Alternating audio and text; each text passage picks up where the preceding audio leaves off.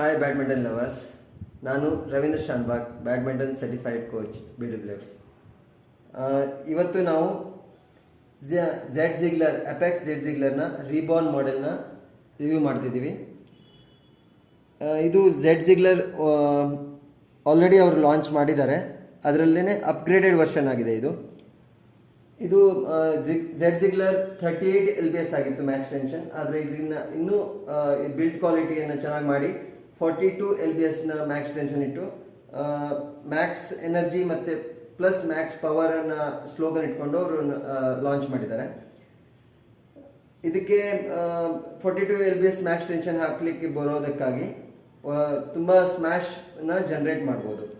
ಹಾಗೆ ಈ racket 4U G1 handle ಹೊಂದಿದೆ ಮತ್ತು ವೇಟ್ 84 ಪ್ಲಸ್ ಆರ್ ಮೈನಸ್ 2, ಹಾಗೆ ಹೆಡ್ ಹೆವಿ ಬ್ಯಾಲೆನ್ಸ್ನ ಹೊಂದಿದೆ. ಮತ್ತು ಇದಕ್ಕೆ 26 to 27 ಅಬೋವ್ ಟೆನ್ಷನ್ ಇಟ್ಟರೆ ಮಾತ್ರ ಇದಕ್ಕೆ ಒಳ್ಳೆ ಫೀಲಿಂಗನ್ನು ನೀವು ಕಾಣ್ಬೋದು.